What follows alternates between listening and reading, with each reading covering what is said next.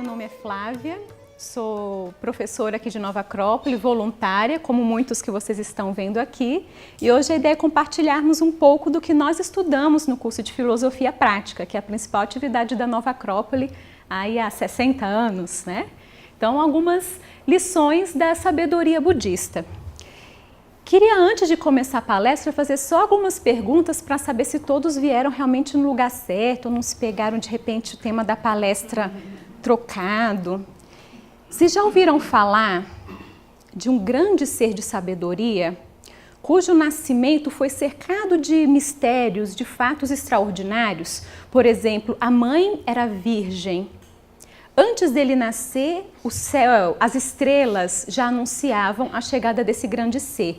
E astrônomos, sábios, reis de vários países, de várias nações, reconhecendo esse sinal celeste, falaram: nasceu um grande ser de sabedoria. E foram visitar esse grande ser, levando presentes. Desde criança, este grande ser impactava todos com sua sabedoria, com a sua maturidade, diferente de todas as outras crianças e jovens. Passou por muitas provas, foi tentado por demônios, venceu a si mesmo e, portanto, por ter vencido a si mesmo, representa um grande referencial de sabedoria, bondade e amor à humanidade. Já viram essa história? De quem estou falando? Não, gente, do Siddhartha Gautama, o Buda. Mas vocês não sabiam? É. Foi. Ai, eu pensei que vocês tinham vindo assistir a palestra sobre Siddhartha Gautama. É sobre isso que nós vamos falar um pouquinho, o porquê de estarmos falando de budismo, né, de sabedoria budista, numa escola de filosofia. Porque vemos que, assim como essa luz branca, né, que bate num prisma e se decanta em muitas cores, os ensinamentos que são atemporais, que não têm pátria, que não têm dono, que pertencem à humanidade, também eles necessitam de um canal para ser transmitido, né, que é essa pedra aí. Então, quando bate essa luz, a sabedoria encontra com um canal de transmissão, ela toma uma cor específica. Então, portanto, lá na Índia, ou atual Nepal, nasceu Siddhartha Gautama, uma dessas cores. E o que, portanto, a filosofia quer fazer, tanto com o budismo como tantas outras religiões e expressões de sabedoria, é captar a essência que está por trás. Portanto, o que nós vamos fazer hoje é botar o outro prisma aí. Não vamos falar de rock hoje não, tá? É falar de como reconhecer essa sabedoria que está por trás de todas as religiões, das ciências, das artes, da política, que é o que nós fazemos aqui no nosso curso de filosofia, né? Portanto, um requisito para fazer esse estudo comparativo é querer ser uma pessoa melhor. Não necessita ser de qualquer religião, de qualquer condição social. Basta querer aprender um pouco e reconhecer a essência que está por trás desses ensinamentos. Estão preparados? Então vamos conhecer um pouquinho sobre o budismo e sobre Siddhartha Gautama, que foi este grande ser de sabedoria que trouxe profundas lições para nós. Quem sabe esses ensinamentos ainda não possam ser úteis para nós hoje. Então um pouquinho do budismo. Hoje em dia, não é a primeira vez que eu dou essa palestra sobre budismo, e uma vez vieram me perguntar sobre qual budismo eu iria falar, sobre qual linha de budismo. Eu falei, e agora? Porque são tantas, eu nem conheço todas, né? Então, o que nós vamos falar aqui é das origens, da essência do budismo, e pensar que ele nasceu com Siddhartha Gautama, né, como uma dissidência lá do brahmanismo na Índia, e, na verdade, Siddhartha Gautama nasceu numa cidade chamada Kapilavastu, que se localiza no território onde atualmente é o Nepal. Então, ali no meio, vocês veem no território vermelho ali a Índia, um pouquinho acima, um território ali esverdeado entre a China e a Índia, é o Nepal. Mas logo depois, né, da morte de Siddhartha Gautama e com a proliferação dos ensinamentos, o budismo ganhou terreno e se propagou em muitas localidades do Oriente, né? Vemos no Tibete, o budismo tibetano, que é bastante tradicional, também na China, no Japão, e até o início do século XX era a religião com maior número de adeptos. no mundo, né? Hoje está entre as 5 maiores religiões do mundo. Então, como acontece com muitas outras religiões, ao se espalhar, ao se propagar, toma características peculiares, específicas de cada local. O que nós estamos fazendo aqui é o caminho inverso, pegar a essência de cada uma delas. Buda, essa palavra é uma palavra genérica, né, que significa iluminado, aquele que atingiu Budi, né, que é uma palavra em sânscrito que significa intuição, ou seja, um acesso direto à sabedoria, um acesso direto ao conhecimento sagrado. Para vocês terem ideia, a mesma palavra, a mesma expressão Budi, em grego é Christos. Significa, portanto, que qualquer ser humano que completar a sua etapa de desenvolvimento, ou seja, se tornar um ser humano pleno. E é interessante perguntar isso, o que significa ser um ser humano pleno? Quando é que nós sentimos plenitude? Em todos os momentos da vida sentimos plenitude ou em alguns mais e outros menos?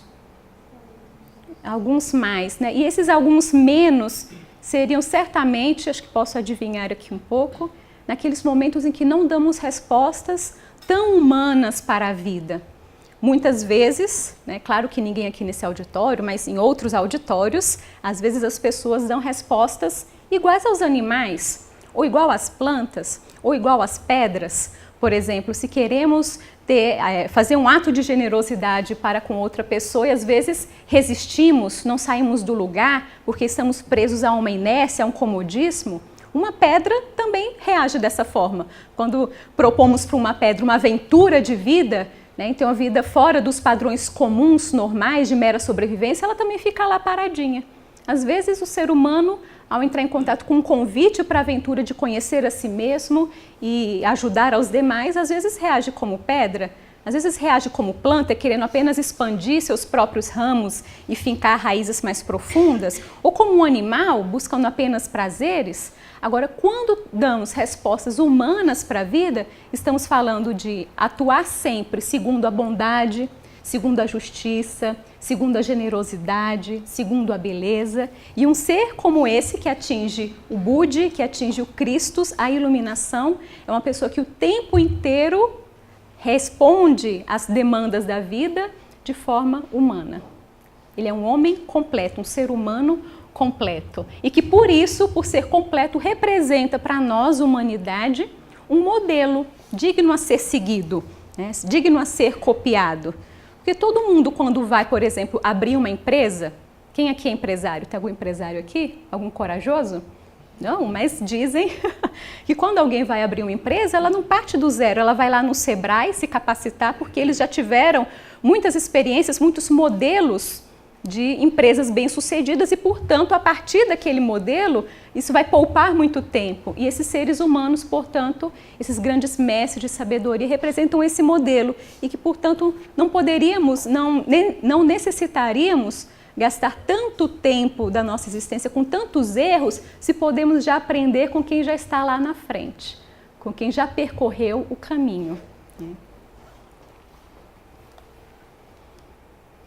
Outra coisa interessante é que o Siddhartha Gautama, que foi um dos Budas, ele não deixou nada escrito. Todos os ensinamentos que chegam até nós partiram de uma experiência dele, então foram experiências de vida do próprio Siddhartha Gautama, porém foram compilados pelos seus discípulos, que ele começou com um pequeno núcleo, um sangha, que é como se fosse uma comunidade, de mais ou menos 12, quanta semelhança, né? Mais ou menos 12 discípulos, e a partir desses 12 foram expandindo. E, portanto, mais ou menos 400 anos após a sua morte, seus discípulos compilam esses ensinamentos. E algum deles que chegam até nós, dentre eles, e o principal que podemos destacar, essa obra denominada Cânon Pali. E ele é composto por 3 cestas, né, que chama Tripitaka, que significa 3 cestas. Significa que os monges iam escrevendo as obras em pergaminhos e aí enrolavam e colocavam numa cesta. Numa delas, na cesta Sutta Pitaka, ficava um livro dos ensinamentos. Dentre eles, dentro desse Sutta Pitaka, ficava o Dhammapada, que é uma das obras que nós estudamos no nosso curso de filosofia. A segunda cesta, Vinaya Pitaka, livro dos preceitos morais. E a terceira cesta, Abhidhamma Pitaka, livro de psicologia e filosofia. Não se preocupem, esses nomes não caem na prova, tá? Fiquem bem tranquilos. Então, são ensinamentos de Buda, parte da vivência dele, e são compilados e chegam até nós. São as nossas fontes. E o que significa o nome? Interessante que todos esses livros sagrados e mitos são repletos de simbolismos. Então, o próprio nome dos personagens, o nome das pessoas e cada elemento tem um significado, não é algo literal. Então, por exemplo, Siddhartha, o nome Siddhartha vem de Siddhis, que significam poderes, principalmente o poder sobre si mesmo. Não poderes de dominar ou de menosprezar os demais, mas poderes espirituais. E Gautama significa pastor de vacas. E para a tradição hindu, de onde vem o budismo, que o budismo já é uma, vamos dizer assim, uma heresia do hinduísmo, é um animal que representa o universo. Então, portanto, aquele que domina, aquele que tem total conhecimento das leis do universo, portanto, das leis da vida. Então, nasceu na cidade de Kapilavastu, no atual Nepal, e as datas também, como é comum para esses grandes seres, também é um pouco controversa. Então, as datas variam aí de 600 a 543 a.C.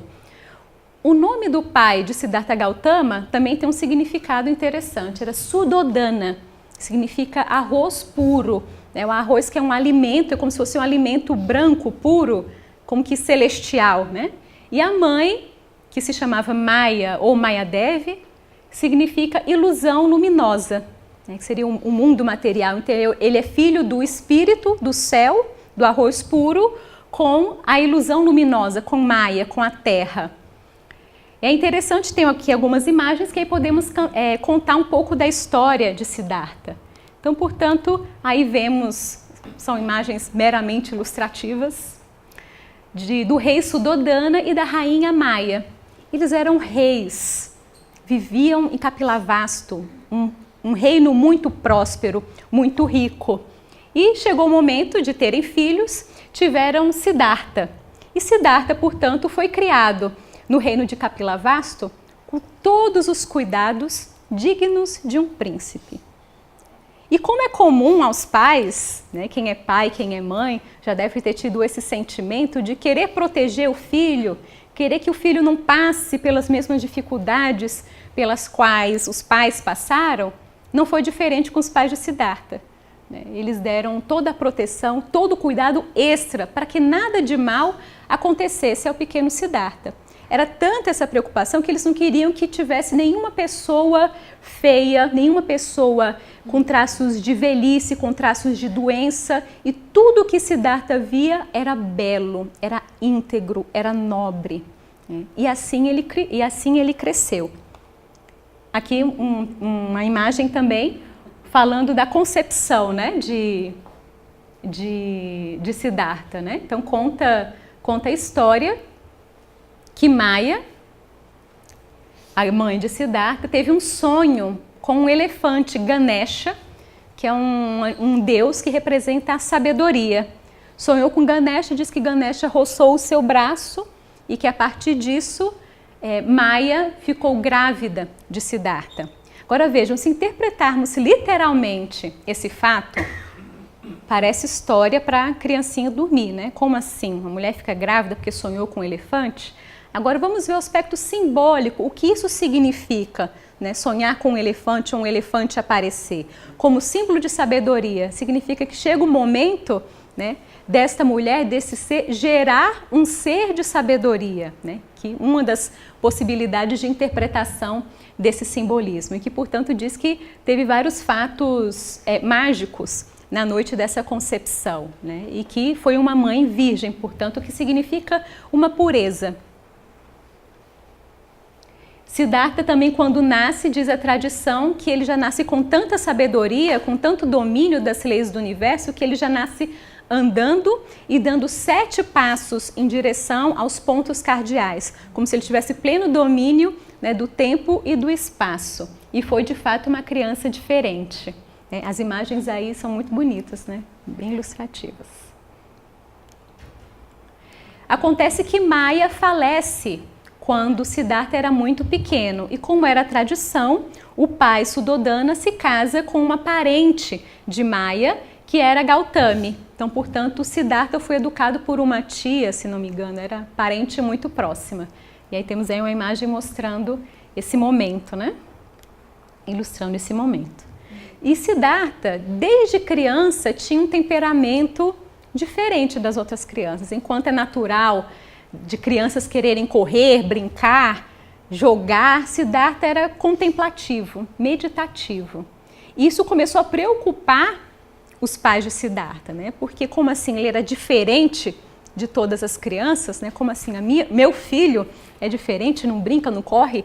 Quando foi crescendo e ficando mais jovem, gostava muito da companhia dos sábios, dos filósofos, dos adultos, gostava de meditar, gostava de falar sobre as escrituras sagradas. Isso começou a preocupar muito o pai de Siddhartha. Sabe por quê? Porque os garotos da idade dele já estavam tendo as pretendentes para casar. E Siddhartha, nadinha. Até que chegou o momento que o pai dele chegou: meu filho, vem aqui, que eu preciso ter uma conversa com você. Olha, todo mundo em Kapilavastu está falando de você, que você é diferente, não gosta das festas, não gosta das pretendentes. E aí? Eu sou o rei, preciso de alguém que seja príncipe e depois venha se tornar rei de Kapilavastu e você não está atendendo aí as minhas expectativas. Ele falou: tudo bem, pai, eu vou atender as suas expectativas. E diz, portanto, que abre a temporada aí de pretendentes para Siddhartha. Tinha uma jovem que era muito bonita, Yasodhara, só que o pai de Yasodhara não permite que ela se case com Siddhartha, porque ele era muito diferente, era muito estranho. E aí Siddhartha propõe: olha, então vamos fazer um torneio para a segunda mais bonita, que era Gopa. E que, portanto, nesses torneios, aquele que venceu o torneio se casará com Gopa. Né? E parece que ele estava muito confiante de que seria ele que iria ganhar. O que acontece nesse torneio? Siddhartha, que apesar da sua atitude meditativa e contemplativa durante toda a infância e adolescência, também quando praticava lutas, sempre demonstrava ser um guerreiro muito forte, muito corajoso. E que, portanto, num torneio de cavalos, um cavalo que representa também a força espiritual, conseguiu dominar um cavalo bravio sem utilizar nenhuma ferramenta, nenhum látego, como se tivesse esse poder interior de dominar as feras, né, de canalizar um poder espiritual. Passou por essa primeira fase de domar as feras, passou por um torneio de arco e flecha. E ele diz, portanto, que todos os arcos que levavam para Siddhartha testar, ele quebrava. Pareciam feitos de palito de dente nas mãos dele. E que trazem um arco muito pesado dos seus ancestrais que nenhum guerreiro conseguia envergar. E ele, portanto, com apenas um dedo de sua mão, enverga esse arco e atinge o alvo. E que, portanto, ele se torna digno de casar com Gopa. Olha que linda festa. E vai atender, portanto, os desejos de seu pai. Ocorre, gente, que Siddhartha já há algum tempo vinha se perguntando sobre o sentido da vida. Por que ele estava lá naquele palácio, tudo confortável, tudo do bom e do melhor? Ele perguntava qual o sentido disso tudo? Será que é só isso? Usufruir desse conforto, usufruir dessa vida palaciana? O que será que está para além das paredes do palácio? E aí nós vamos ver que ele contou com a ajuda do destino através de um cocheiro que, por contrariedade a seu pai, levou Siddhartha para fazer um passeio por fora dos muros de Kapilavastu. E nós vamos ver o que foi que ele encontrou para além desses muros. Diz que ele estava, portanto, passeando, mas parece que o rei soube que ele ia fugir aí para além dos muros da cidade e pediu que todo mundo, né, fora dos muros, colocassem apenas coisas belas, apenas as pessoas belas transitassem, escondessem os doentes, escondessem as mazelas. Mas não teve jeito. A carruagem passou lá por uma rua e Siddhartha se deparou com um homem um pouco curvo. Estava sentindo muita dor e Siddhartha nunca tinha visto uma pessoa doente. E perguntou para o cocheiro, que se chamava Visvamitra, perguntou, vem cá, o que está acontecendo com aquela pessoa? Ele está desfigurado, parece que a pele está caindo, o que está acontecendo? Nunca vi uma pessoa dessa forma, realmente um ser humano? E Visvamitra responde, sim, Siddhartha, o que ocorre com essa pessoa é que ele está doente. Ah, mas vem cá, o que é isso? Doença? A doença ocorre vez ou outra com as pessoas, retira saúde, pode encurtar o período de vida, e Siddhartha começou a ficar muito angustiado. Vem cá, mas isso acontece com todas as pessoas? E aí o cocheiro respondeu, sim, todas as pessoas estão suscetíveis a ficarem doentes. E Siddhartha ficou tomado de profunda dor, continuou seu passeio. Mais na frente, ele se depara com um homem muito velhinho, com os cabelos já totalmente brancos, enrugado, curvo, andando com dificuldade. Siddhartha toma outro susto, pergunta para Visvamitra, o que está acontecendo com essa pessoa? Olha só como ela está andando encurvada, o que foi que aconteceu? E Visvamitra esclarece, olha Siddhartha, ocorre que essa pessoa ela está velha, ela está chegando ao final do ciclo da sua existência.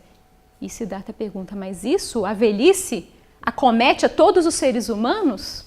Sim, todos os seres humanos nascem, crescem, envelhecem. E continuaram a viagem. E Siddhartha ficou tomado de profunda dor. Mais à frente, um terceiro encontro, um cortejo fúnebre. E Siddhartha fica apavorado, o que ocorre com esse homem que está tão pálido, não se mexe, o que aconteceu? E o cocheiro explica, este homem morreu. Siddhartha pergunta, mas a morte acontece com todas as pessoas? Sim, todas as pessoas estão sujeitas à doença, à velhice e à morte. E a partir dessa constatação, Siddhartha diz, eu não posso descansar enquanto eu não encontrar alguma resposta que aplaque essa dor que eu estou sentindo. E que se todos os seres humanos passam por isso, todos os seres humanos passam pela dor. E não posso descansar enquanto eu não encontrar respostas para a dor humana. E que, portanto, a partir dessas três constatações, ele passa a direcionar toda a sua vida para procurar uma resposta para a dor humana. Por isso que depois que ele se casa com Gopa, atendendo aos pedidos do seu pai, ele tem um filho que se chama Rahula, que significa cadeias ou vínculos. E quando ele estava com 29 anos, ele decide sair do castelo, abandonar a vida de príncipe em busca de respostas. Então aí está a imagem, a pintura, né, mostrando esse momento em que Siddhartha abandona, né, deixa a esposa e o filho e vai em busca de respostas. Um primeiro caminho que ele toma, aqui uma outra imagem, alguns mitos falam que ele foge em seu cavalo, um cavalo branco, né, também que representa a força espiritual, chamado Kantaka. Diz que um primeiro momento, uma primeira experiência que Siddhartha vai ter é com o ascetismo. E o que significa o ascetismo? Significa a rejeição, a negação de todos os sentidos, de todos os prazeres. Tudo que aguça os sentidos é objeto de rechaço pelos ascetas, né? Por isso que a atividade simples do nosso dia a dia, como passar um perfume, nos alimentarmos, todo esse prazer que às vezes sentimos com coisas banais era totalmente rechaçados. Ou seja, qualquer estímulo sensorial, né, que aguçasse os sentidos era descartado. E apenas o essencial para sobreviver e ter experiências místicas. Então ele disse, já que eu já tive toda aquela experiência de excessos no castelo, com muito conforto, com tudo muito, agora acho que isso não vai me levar a encontrar respostas, vou para o outro extremo e se entrega, portanto, ao ascetismo. Ocorre que ele ficou muito debilitado porque ao negar o alimento, que o alimento, ao ingerirmos, sentimos prazer em ingerir o alimento. E como ele estava nessa atitude extrema de rejeitar os sentidos, passa a não se alimentar e chega um momento, e aí a imagem ilustra isso, que ele fica extremamente debilitado, aos pés da morte. E diz que nesse momento em que suas energias estavam se exaurindo, chega uma humilde camponesa, portando uma tigela de arroz, encontra Siddhartha desacordado e o alimenta com um pouco de arroz, e algumas outras versões falam que era arroz e leite, e que, portanto, Siddhartha pode acordar e retomar a sua vida, porque ele estava prestes realmente a morrer. E aí ele se dá conta de um grande ensinamento. A partir dessa experiência que foi dolorosa, ele diz: nem o extremo da riqueza, dos sentidos, das sensações, nem o extremo, né, da total carência, da total falta de sentidos, nem um extremo nem outro podem levar à sabedoria. Temos que encontrar um caminho do meio, que não é nem uma média aritmética, né? Não é somar um e o outro dividir por 2, mas um ponto em que eu me encontre acima dessas circunstâncias e elas não determinem as minhas decisões. Né? Há que encontrar um caminho do meio para se encontrar sabedoria, ou seja, não são os excessos, mas um caminho do meio. E que, portanto, é um dos temas mais importantes da doutrina budista, né? Encontrar qual é esse caminho do meio, né? Qual é o justo meio para as nossas ações. E diz, portanto, também que na sua trajetória, só concluindo essa parte sobre a vida de Siddhartha, diz que ele passa por muitos momentos de provações, sinal de que todos esses seres de sabedoria que passam por grandes provas nos ensinam que alcançar a sabedoria não é uma dádiva. Não é algo que vem assim, você é especial, toma aqui um presente. Sabedoria. Não.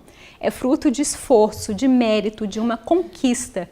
Tanto que muitos deuses, em vários panteões, os deuses que representam a sabedoria geralmente são deuses guerreiros. Por exemplo, na Grécia, Atena, que representa a sabedoria, é uma deusa guerreira. E não que ela seja sanguinária, mas é porque realmente alcançar a sabedoria requer uma luta interior. Aliás, conquistar qualquer virtude. Já viram quando a gente se propõe a ser paciente? Quando não temos muita paciência, por exemplo, e temos em determinada situação que desenvolver paciência, por fora pode até ser que consigamos colocar uma cara de tranquilidade, mas dentro é uma guerra. Até o ponto dessa tranquilidade, dessa paciência ser algo natural e espontâneo em nós, muita guerra interior vai acontecer. E assim com qualquer outra virtude. E que, portanto, esses seres nos mostram que a sabedoria é fruto de um mérito, de uma conquista individual e que nenhuma outra pessoa poderá conquistar sabedoria no nosso lugar. Ela não se transmite. Felizmente, né? O mérito é algo justo na natureza. E que, portanto, tem um momento da vida de Siddhartha em que ele se senta a meditar embaixo da árvore Bodhi e é tentado por vários demônios. E é interessante porque às vezes aparecem imagens de belas mulheres sensuais dançando, aparecem ali ao lado vêm pessoas com cara de ira, animais, a morte. Então ele vence vários desses demônios, né, que para nós seriam os defeitos, seriam aquilo que nos atemoriza, né, a morte, a ira, a cólera, o egoísmo, a separatividade, é tudo aquilo que torna a nossa vida pesada e nos torna pessoas menos humanas. Então ele consegue, portanto, vencer esses demônios interiores e, por fim, ele atinge esse estado de iluminação que é denominada de nirvana, né? Que significa quando se completa a experiência humana, esse estado de total plenitude. E diz que quando ele atinge a iluminação, atinge o nirvana, ele reencontra esses 5 monges ascetas, que foram os primeiros com os quais ele se encontrou ao sair do castelo em Kapilavastu, e que, portanto, se torna mestre desses 5 ascetas. É por onde começa, portanto, o Sangha de Siddhartha Gautama. Interessante isso, né? Ele passa a ensinar por muito tempo e morre aos 81 anos de idade, E aí há alguns mitos que falam que morreu serenamente embaixo da árvore Bodhi, e outros falam que morreu de dor de barriga, de tanto comer carne de javali. Agora, poxa, mas um ser de sabedoria morrer assim, brincadeira, né? De dor de barriga. O que será que representa a carne de javali? O javali também é um animal que representa, de forma simbólica, a força espiritual, né? A luta. E que, portanto, um ser que ingeriu muita carne de javali foi um ser que ingeriu, teve que se alimentar de muita sabedoria para poder estar no mundo. E uma das coisas mais bonitas também que podemos ver na história de Siddhartha é que mesmo ele tendo essa condição de entrar no Nirvana, ou seja, de completar a experiência humana e partir para a fase seguinte do jogo, ele renuncia ao Nirvana. Porque ele diz que até enquanto o último ser não atingir também a iluminação, ele não descansará. Ele estará nas portas do Nirvana, esperando cada um de nós, cada um dos seres, entrar no Nirvana também. Então ele não quer ser o primeiro da fila, ele vai ser o último. Vamos correr, gente, porque ele está esperando lá. Vivendo essas experiências de buscar respostas para a dor humana, Siddhartha chegou a algumas conclusões, que aí são um pouco desses ensinamentos da sabedoria budista que estudamos também no nosso curso de filosofia. Ele percebeu que a vida é dor. E para ilustrar um pouquinho disso, vou contar uma parábola, como na época de Buda gostavam de transmitir os ensinamentos através de parábolas. Diz que existia uma mulher que estava tomada de profunda dor, porque o seu filho, muito pequeno, havia adoecido e morrido. E ela não aceitava o fato do filho ter morrido, estava transtornada de dor. E as pessoas na cidade falavam de que ela estava enlouquecendo, tinha perdido os sentidos, porque não conseguia lidar com tamanha dor. E diz, portanto, que ela procura várias pessoas, procura por várias respostas e nada aplaca a dor dessa mulher. Até que uma pessoa diz, olhe, vá se encontrar com Siddhartha Gautama, o Buda, que ele vai ter a resposta para você. E diz que essa mulher vai, procura o Sakyamuni, que é um dos epítetos do Buda, né, da família dos santos, que significa. Procura o Sakyamuni e chegando lá, diz, eu preciso de um remédio para aplacar minha dor. Perdi meu filho, não tem jeito. E aí Buda falou, é muito simples, me traga um grão de mostarda. Ela falou, vou agora. Calma, mas não pode ser qualquer grão de mostarda. Você tem que me trazer um grão de mostarda de uma casa onde ninguém tenha passado pela dor da perda.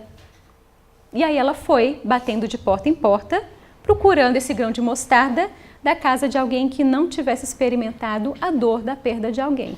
E bateu na primeira, pediu um grão de mostarda. E aí quando a pessoa ia buscar, ela perguntava, vem cá, mas vocês perderam algum irmão, algum tio, algum parente? E a pessoa, nossa, me desculpe, mas nós ainda estamos em luto. Perdemos um ente muito querido. Ela, não, então vou bater aqui na porta do vizinho. E assim foi, de porta em porta, batendo atrás desse grão de mostarda. Até que, cansada de não encontrar esse grão de mostarda da casa de alguém que não tem experimentado o sofrimento, ela sentou e chegou à constatação de como estava sendo egoísta, olhando apenas para a própria dor, enquanto ao redor todos têm uma experiência dolorosa. Porque quando uma pessoa vem ao mundo, ela chora de dor. Quando a pessoa cresce, deixa de ser criança e tem que ser adulta, é dor.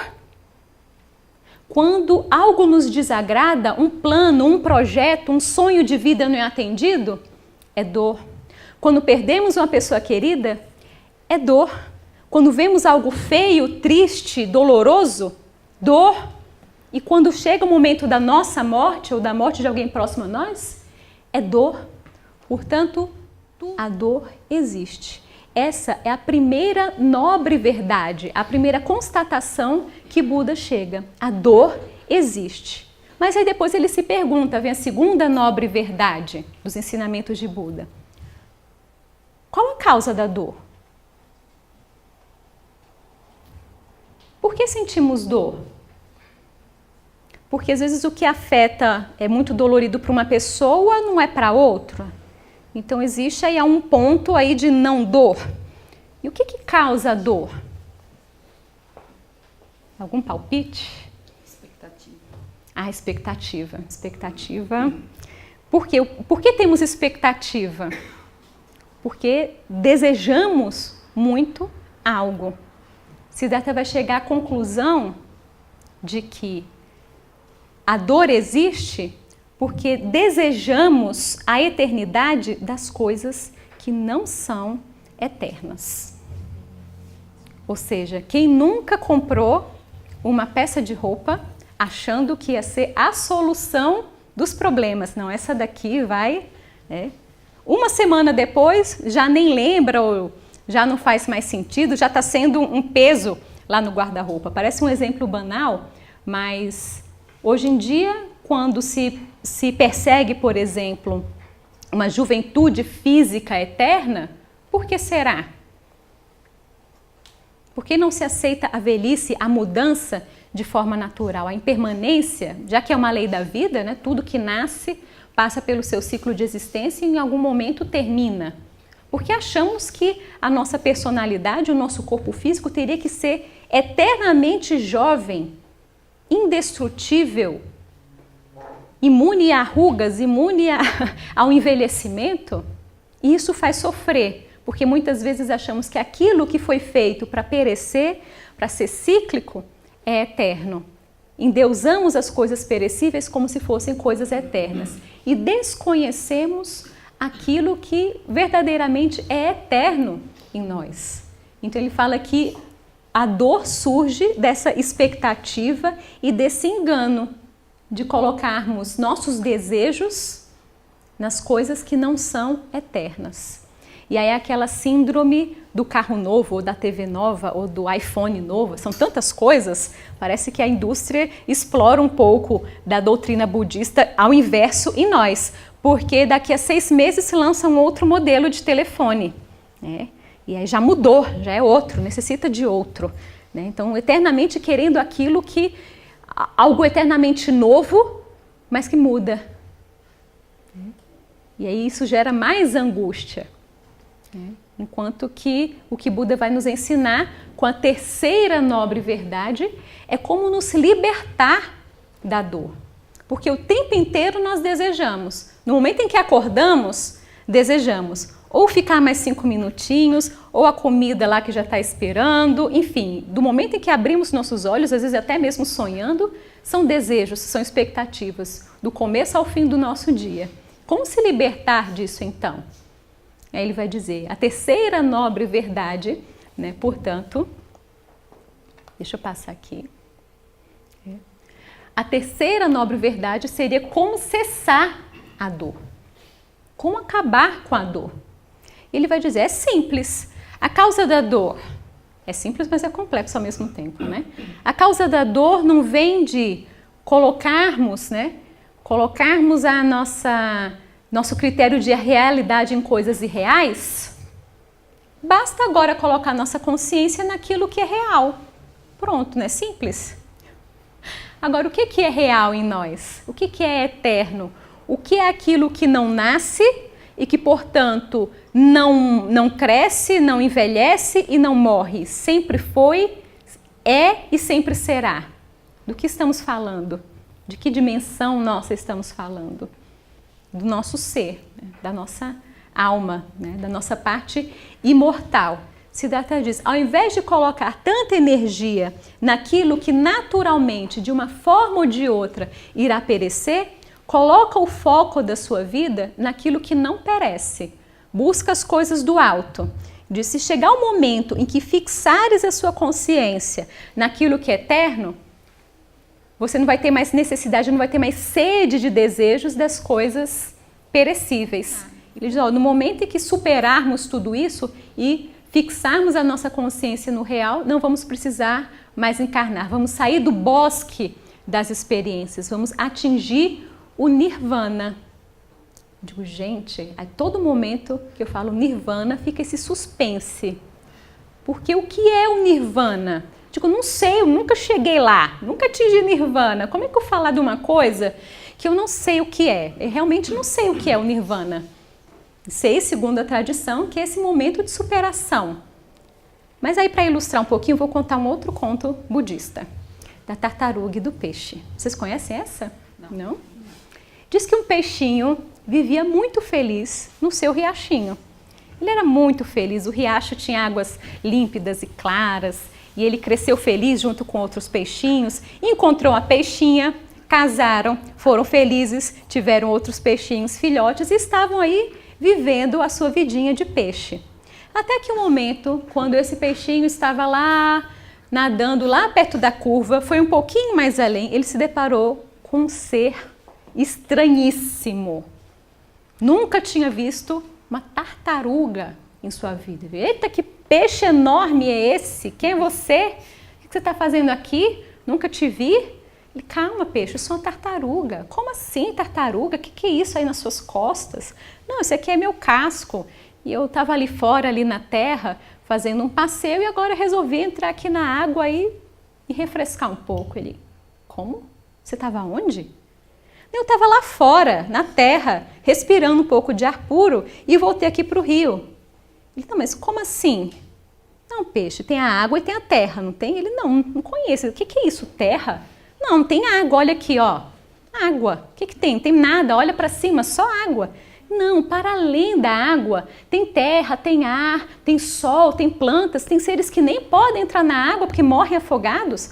E o peixe ficou assim em parafuso. E a tartaruga ficou pensando, como é que eu vou explicar para esse peixe o que é lá fora, se ele não pode ir lá fora? Eu disse, olha, eu vou fazer um mal imenso a esse peixe, porque se eu resolver mostrar para ele o que existe lá fora, a terra e o ar, ele vai morrer. Então ele não pode ainda sair aqui da água. É mais ou menos, o peixinho é mais ou menos como nós que não somos sábios. Como falar de uma realidade que está para além da nossa vivência comum, a não ser que nós experimentemos. Então, falar do nirvana é falar um pouquinho desse peixinho que o tempo inteiro cresceu na sua água e só conhece a água. Então, falar de coisas que estão para além desse mundo, desse estilo de vida que apenas luta por sobreviver, pode parecer um pouco estranho, mas só vamos saber se de fato ele leva a uma libertação, leva a um estado de plenitude humana, se o vivermos. E certamente ninguém aqui na Nova Acrópole atingiu o nirvana, mas um pouco mais de plenitude humana, isso sim. De se tornar uma pessoa um pouco melhor, sim. E é por isso que ao estudarmos um pouco sobre Buda e aplicarmos esses ensinamentos, vemos que de fato é um modelo humano digno a ser copiado no nível em que nós estamos, né? E que, portanto, as 4 nobres verdades, né, que Buda fala, né? A existência da dor, a causa da dor, a cessação da dor, que seria atingir o nirvana. Então, pronto, atingiu o nirvana, acabou a dor. Digo, tá, tudo bem, mas como é que se chega ao nirvana? Ele está tudo bem. Então, vamos colocar uma 4ª nobre verdade, que vai ser o caminho, as dicas para se alcançar o nirvana, a libertação, que ele chama de nobre óctuplo caminho. Então, vocês estão anotando? Se seguir isso todos os dias, o tempo inteiro, chega o nirvana, alcança a libertação. Libertação da dor através do nobre óctuplo caminho. Em que consiste o nobre óctuplo caminho? Então, são 8 modos de vida, 8 formas de encarar, de responder à vida, que devem ser realizados, compreendidos e realizados simultaneamente. Então, um está amarrado ao outro, né? Então, o primeiro deles, a primeira condição é ter retos pensamentos ou retas opiniões. Pode parecer uma coisa simples, né? Porque hoje em dia nós vivemos em um momento em que todo mundo tem opinião para tudo. Facebook, né? As pessoas gastam horas e horas do seu dia opinando, publicando lá suas opiniões. Mas eu pergunto, todas essas opiniões que nós todos emitimos o tempo inteiro, elas expressam a verdade ou muitas vezes elas estão repletas de enganos? Por exemplo, alguém aqui não quer ser feliz? Ufa, né? Então, todo mundo, em algum momento, teve que criar para si próprio uma opinião do que significa ser uma pessoa feliz. E aí eu posso, meus poderes aqui de ler pensamentos, brincadeira, que muitas vezes falamos que ser feliz é ter uma casa nova, passar no concurso público, trocar de carro, né? Casar, ter filhos, viajar para Paris, enfim. Muitas vezes colocamos nossas expectativas de felicidade, nossas opiniões sobre o que é ser feliz em coisas que, quando realizamos, às vezes nos traz um vazio existencial maior do que o que estávamos antes. Ou seja, tínhamos opiniões não tão retas, não tão verdadeiras assim, sobre o que significa ser feliz. E às vezes algo muito simples, às vezes de receber um sorriso de alguém, colocar água numa planta e ver que ela está crescendo frondosa, coisas simples da vida nos dão muita plenitude, né?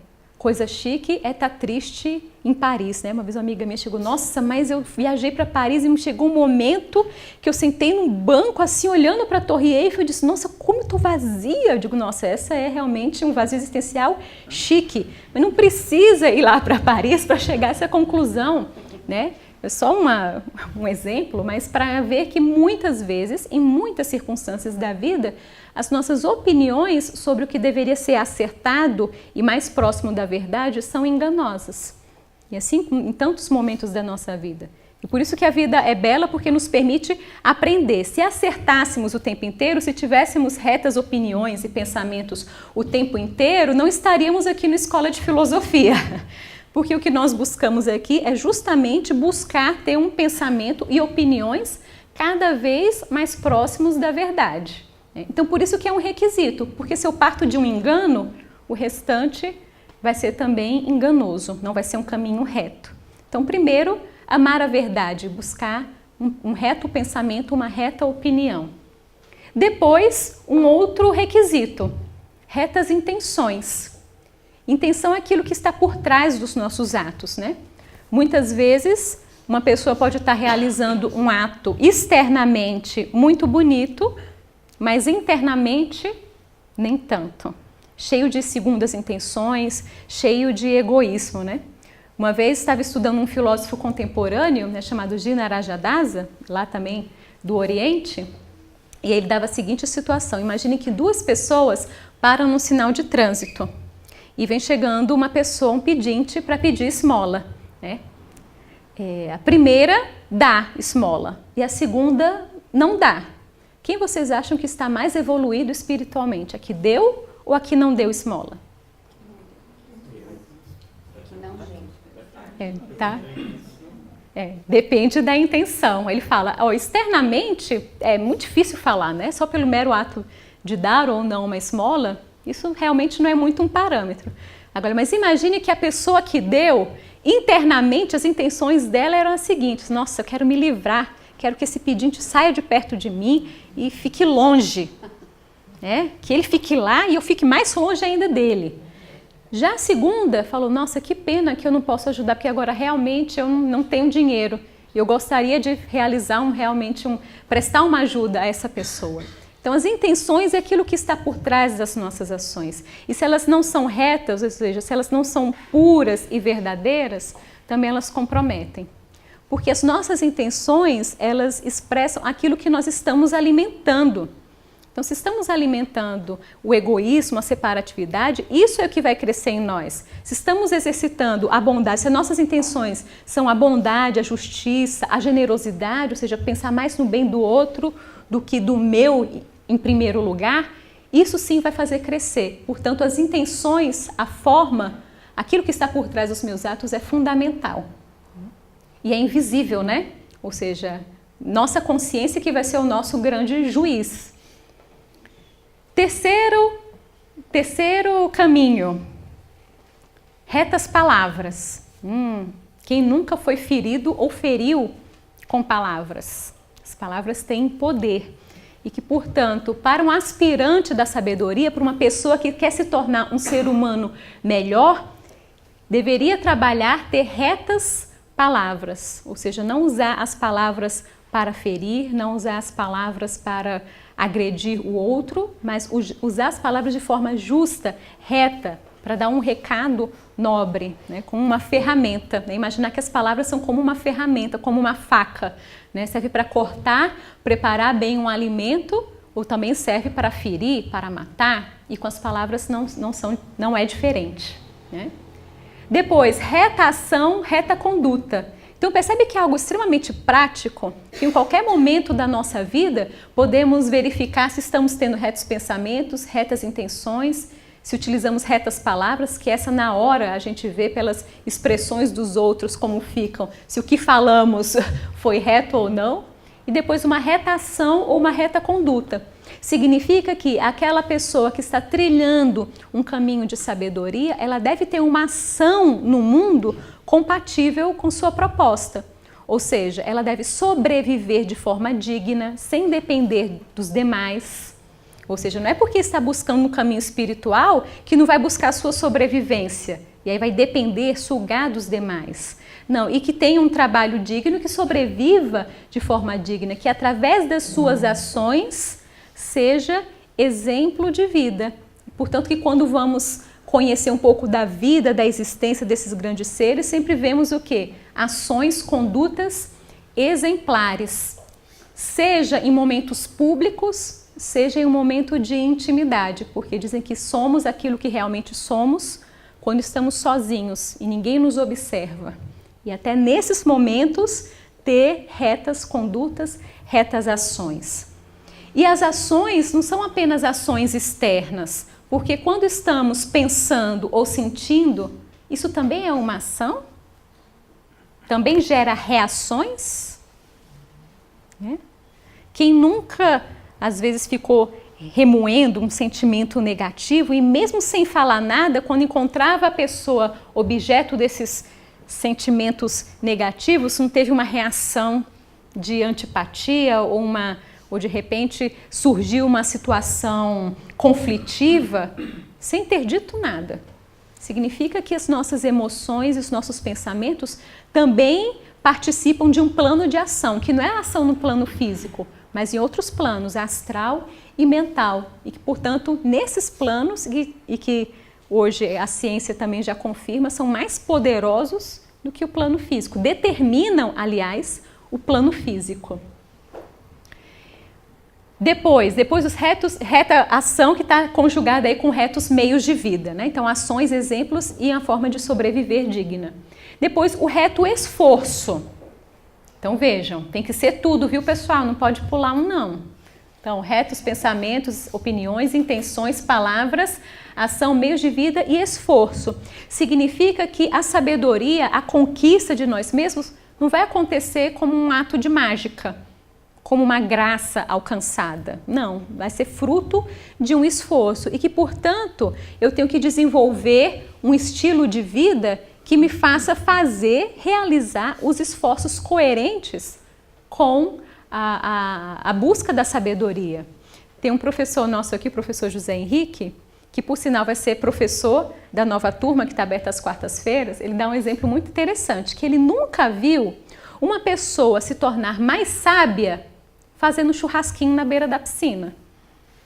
Que é muito legal, muito bom, né? Mas o ato de fazer o churrasquinho na beira da piscina por si só não vai levar ninguém à sabedoria, porque requer um esforço diferente, um tipo de vida diferente, né? Requer uma reflexão, requer mudar uma forma de pensar e isso dá trabalho, isso requer um esforço e que, portanto, para chegar à sabedoria, para alcançar o nirvana, é necessário fazer o justo esforço, o reto esforço para isso.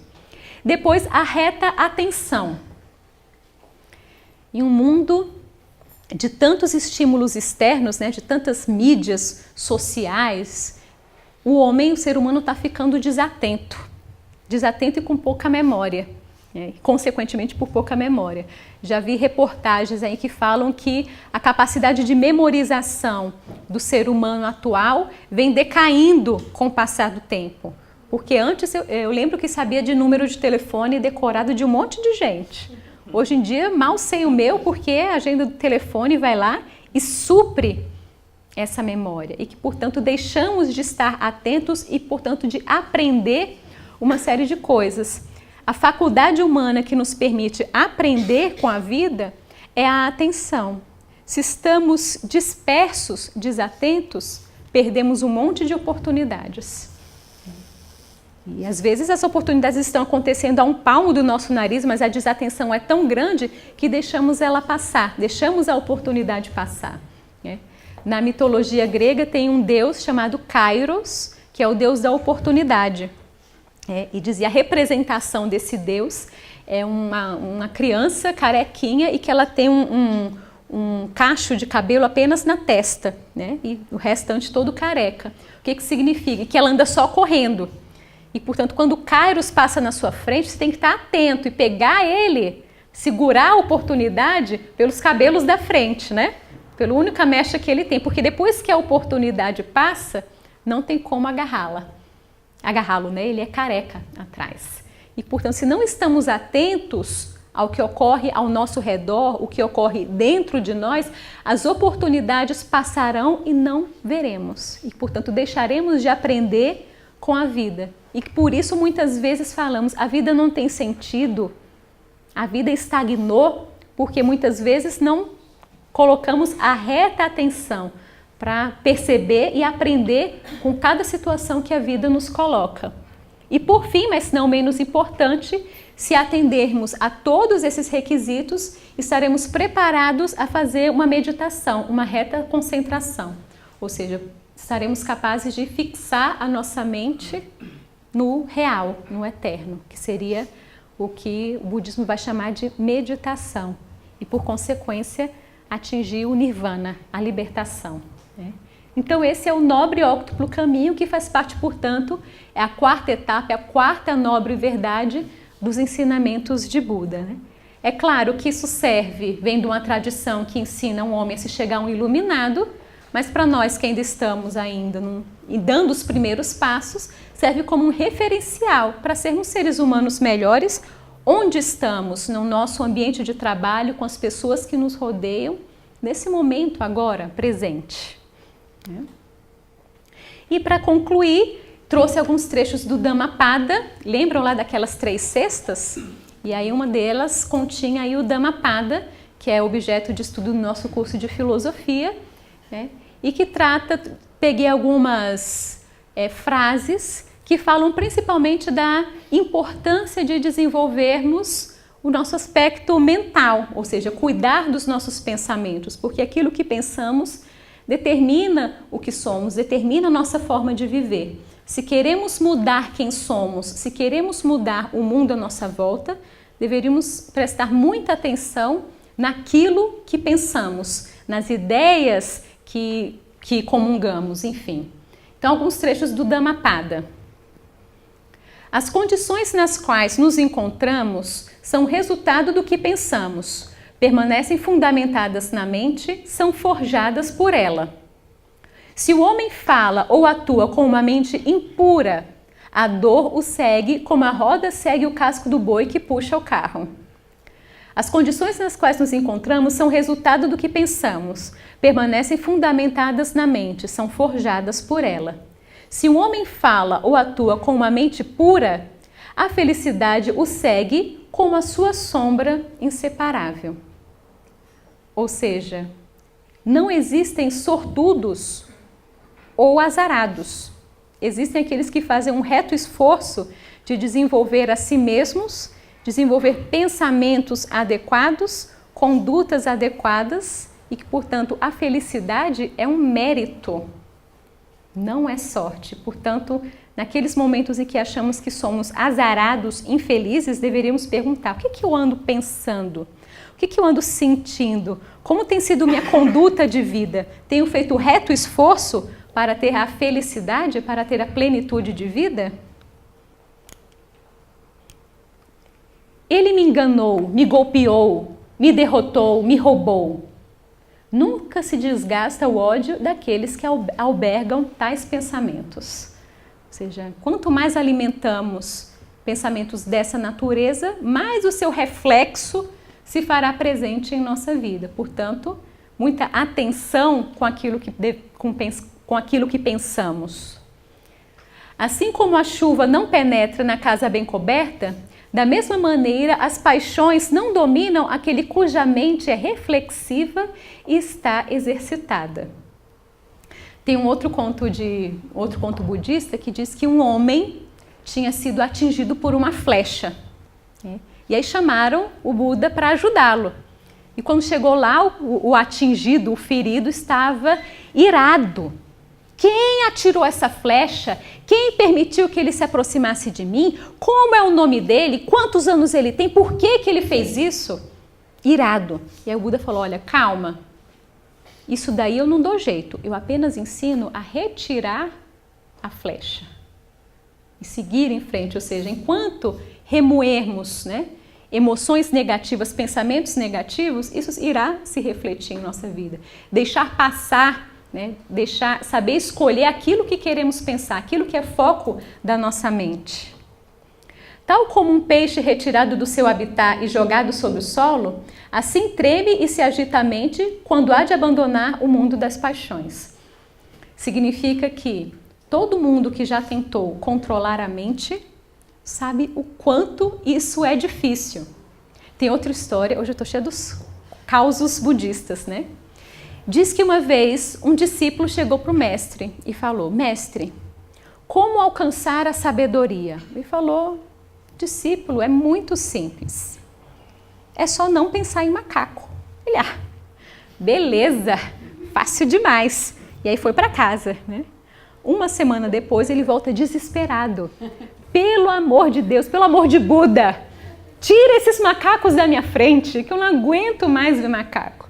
Ou seja, dominar a mente, dominar os pensamentos é algo muito difícil. Aristóteles também vai dizer, é mais fácil dominar uma tempestade que balança as folhas das árvores, jogando-as para todos os lados, do que dominar a mente. Por isso, muito cuidado com aquilo que pedimos, com aquilo que desejamos, com aquilo que pensamos, com as opiniões que temos. Difícil de refrear, mutável é a mente e sempre vai atrás dos prazeres. Portanto, é bom dominá-la. Uma mente dominada conduz à felicidade. Para aquele cuja mente não está agitada pelo prazer, que não abriga o ódio, que se eleva acima do bem e do mal, para este homem vigilante, o temor já não existe. Ou seja, alcançou a plenitude, não há o que temer. Nem uma mãe, nem um pai, nem parente algum farão tanto como uma mente bem dirigida. Daí a importância de desenvolver bons pensamentos, Cuidar da vida interior. E é, portanto, esse o convite que nós fazemos a todos vocês, aqueles que ainda não são alunos no nosso curso de filosofia, o convite que é isso que nós gostamos de fazer, desenvolver a vida interior. Então temos turmas abertas no nosso curso de filosofia.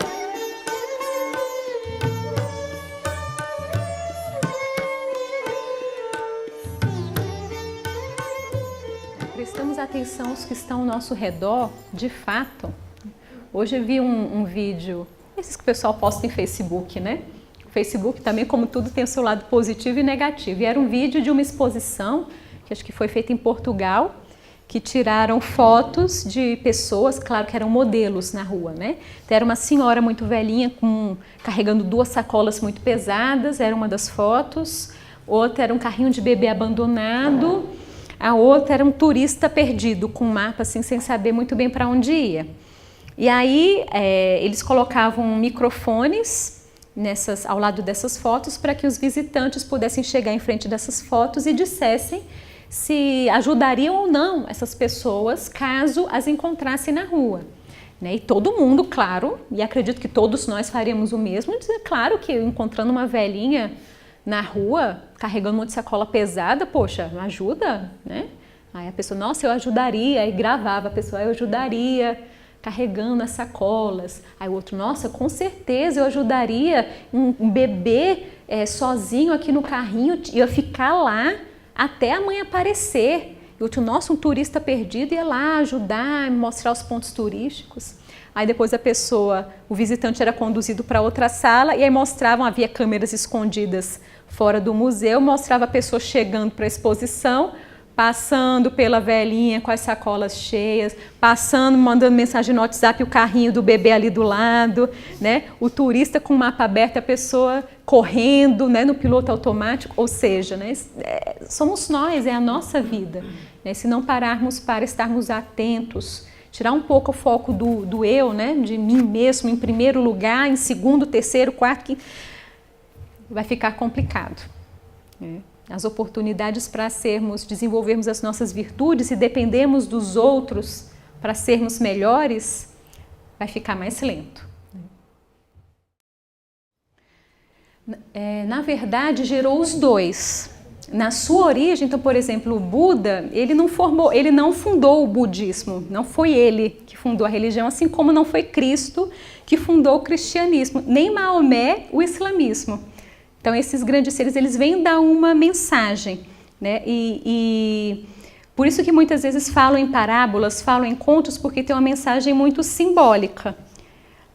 Para entender os símbolos, às vezes temos algumas chaves. Então, por exemplo, quem entende de música, pega uma partitura e consegue ler e cantar aquela partitura.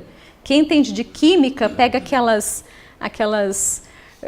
fórmulas e entende, vê maravilhas ali. Eu fico olhando e digo, gente, para onde que vai isso? Né? Porque tem a chave para interpretar aquilo. Então, o que a gente consegue muitas vezes interpretar desses ensinamentos é uma chave moral, é uma chave filosófica e que não extingue a existência de outros níveis de conhecimento ali também. Então, certamente para aqueles que estavam mais próximos, então eram os 12 apóstolos do Cristo, eram os 12 discípulos de Buda lá no Sangha, para esses que tinham contato com a vivência próxima, certamente superior ao que nós entendemos hoje por religiosa.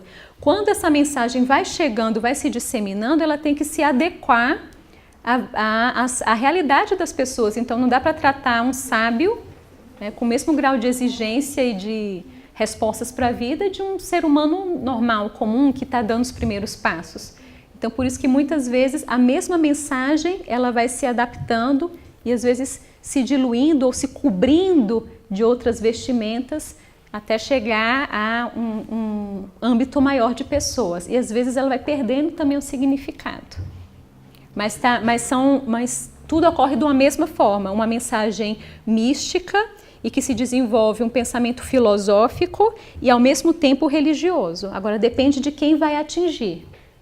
Então, por exemplo, para um filósofo, nós não estamos interessados, por exemplo, nos ritos, né, nas cerimônias que algumas vertentes budistas possam ter. Né? Respeitamos, não é impedimento nenhum, quem praticar uma ou outra religião, né, pode ter a que quiser. Mas não é essa a finalidade, o que nós queremos não são os ritos, a parte religiosa cerimonial, mas a compreensão das ideias. E aí fazemos isso com qualquer religião.